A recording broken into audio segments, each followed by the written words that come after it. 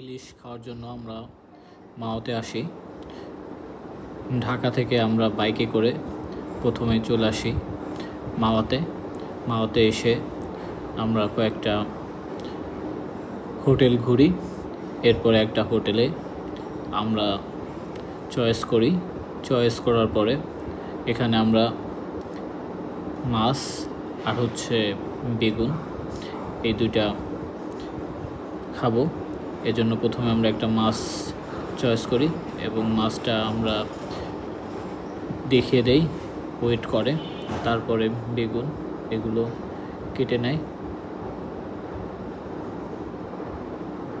মাছ সুন্দর করে কাটা এবং পরিষ্কার করার পরে বেগুন এবং মাছে হালকা লবণ এবং হলুদ দিয়ে ভাজার জন্য রেখে দেওয়া হয়। তেল প্রথমে সরিষার তেল দেওয়া হয়। সরিষার তেল দেওয়ার পরে যখন তেলে একটা নির্দিষ্ট তাপমাত্রা আসে তারপরে মাছগুলো দিয়ে ভাজা হয়। মাছ ভাজা শেষ হলে মাছগুলো নামিয়ে নেয় এবং লেজটাকে সুন্দর করে তারা ভর্তা করে দেয়। তো আমার সাথে ছিল সবুজ, সাথে ছিল আকরাম, সাব্বির। তো আমরা চারজন এই ট্রিপে ছিলাম। দিনটা অনেক